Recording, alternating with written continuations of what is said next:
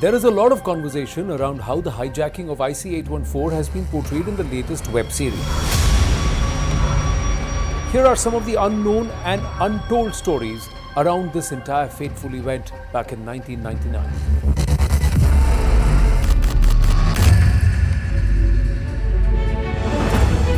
Untold story number 1. Did you actually know that the actual call made by top government officials via landline, we didn't have caller IDs and mobiles then. So the real call was actually not obliged or listened to. And a fake call, a call from a fake number to the ATC or the air traffic control was listened to at Amritsar. And that proved to be a game changer. It was a fake call purportedly from the Union Government Joint Secretary J. Lal that forced Raja Sansi staff to withdraw the barricades and allow the flight of IC814 out of Amritsar. The CMG or Crisis Management Group calls were actually ignored, thinking that they were a hoax. So the real became fake and vice versa. What a twist of fate. Anyways, here's what happened. After touching down at Amritsar, the captain wanted the plane refueled, and according to sources, no visible efforts were actually being made or seen to rescue the plane, as no one knew that this was actually the IC814 that had gone missing from the Tribhuvan airport in Kathmandu. The captain knew that the situation was dire, but tried his best to secure the plane and its passengers. In the meantime, call from the Crisis Management Group or CMG came. The message relayed at that point to the ATC at the airport was that they wanted the plane to be immobilized and to slowly move tankers thereafter, so that the hijackers would think that the tankers are slowly approaching for refueling. CMG calls were identified as one from Rube Lal and another that was done by the then Union Cabinet Secretary himself. And they said that they wanted the flight to hold its ground at Amritsar. The idea was to dispatch the NSG and then start the ground accent with the local Punjab police.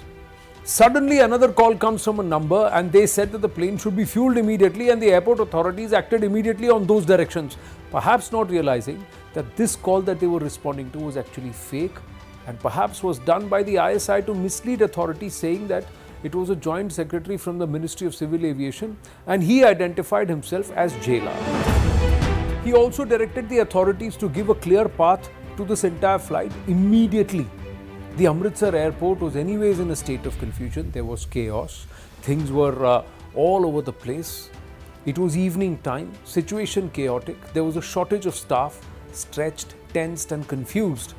They obliged this wrong call and refused to listen to any further calls or instructions from the CMG or the central government, thinking all the other calls are fake.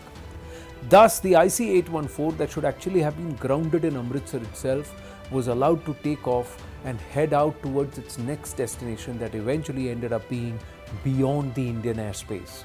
On further and close analysis of the entire sequence of events, there are two opinions that largely have surfaced, and you're welcome to swing towards either one. The first opinion is that the call was actually made by someone who posed as someone from the Ministry of Civil Aviation, but was actually an ISI agent or someone working with the ISI in Pakistan, and they wanted this flight to be given a clear path and exit out of Indian airspace so that it falls into an area where the Pakistanis then control the narrative. The second opinion, and many lean towards this too, that there was someone from the former Prime Minister Atal Bihari Vajpayee's office who didn't want hard action or commando action because they feared for the life of one of their relatives who was in that fateful flight. Let's move on to another story that is not spoken about, or perhaps you've not heard before. This is a very interesting facet that is not much talked about. The flight IC814 eventually landed at Kandahar in Afghanistan. Taliban-led regime there was a pariah to the world. Officially, most nations, including Bharat, had severed diplomatic ties with Afghanistan at that time. So there was no talk with them at all, no diplomatic relations. Not many people know that IC814 was actually carrying an RNAW officer on board. The RNAW officer, with about 13 years of service in the IPS, was on board. Now here is the untold story, and you're hearing it first here at CNN News 18, that the Taliban head, Mullah Omar, possibly knew about this officer but deliberately did not harm this officer. He did not tell the Pakistanis or the hijackers that there was an RNAW officer in the flight. This has been confirmed by none other than Mullah Omar's son Mullah Yaqub to CNN News 18. I'll tell you that in a bit. According to sources, immediately after the hijackers got into the act, this officer realized that something was amiss and was aware about the hijacking because of the sudden movement of certain passengers into the cockpit, etc. Now, during this period, he immediately concealed his identity card. They didn't have lanyards, etc. There was just basic identity card. He just stuffed it between some seats and tried to act normal as any other passenger. He knew his recognition or capture could be a big negotiation point for the hijackers. His presence on board that flight was unusual. It was a quirk of fate, and it could actually have caused a huge problem for the government back then, the Indian government. At one stage, the Taliban was fully aware of the presence of this RNAW official, and when CNN News 18 interviewed Mullah Yaqub in Kabul post the return of the Taliban in 2021, Mullah Yaqub, after the interview to CNN News 18, suddenly called our crew back. He asked them to stay where they were and wait. He went somewhere, came back after 30 minutes and told CNN News 18 that we love India and Indians. He added that his father Mullah Omar never harmed IC814 passengers and your intelligence officer who was inside. He said this, then he laughed and went back again. So there you go. The Taliban knew, and Mullah Omar, there is a history there. He is actually trained in Bharat with the academies here, and he had a close affiliation. Perhaps all of that came into play. Who knows? But this is what CNN News 18 was told. The third story, quickly. The IC814 hijacking proved to be a turning point for the internal security infrastructure and SOP in India. Indian aviation became top priority after IC814 hijacking. The CISF airport sector was actually raised. NSG marshals became an integral part of sensitive flights. IC814 was a major event that changed aviation security completely. CISF, which was restricted only to the security of government buildings and installations until that time, was then tasked to secure airports across Bharat. Earlier, airports used to be manned by the local state police, but then the union government realized the need for bringing central forces to establish a unified command because aviation was a central government chapter. That is when the airport sector within the CISF was created, and it has now become the biggest unit of the CISF.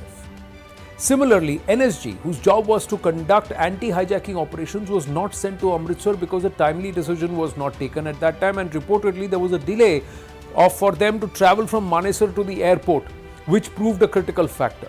So one of the biggest changes made was that an anti-hijack unit is now always stationed at main airports, which is ready to fly within 5 minutes of any alarm that's caused of a hijacking or otherwise.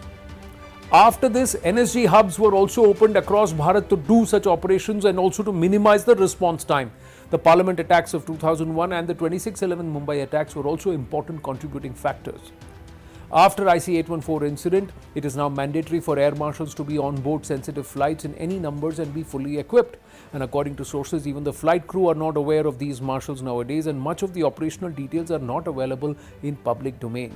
Post IC814, the Indian Airlines suspended all flights to and from Kathmandu for 5 months. So flights to Kathmandu resumed 5 months after their suspension on the 1st of June 2000. The airline retained the same flight number IC814, which also served as a constant, stark, dark reminder to all until the IC code eventually was retired post the merger of Indian Airlines and Air India. But till date, we see an extra drill at the Tribhuvan airport in Kathmandu. After security and immigration check just before entering the flight, near the ladder, Air India and other private airlines check each and every passenger's baggage again, which is unique and perhaps only happening in the flights from Kathmandu to Bharat.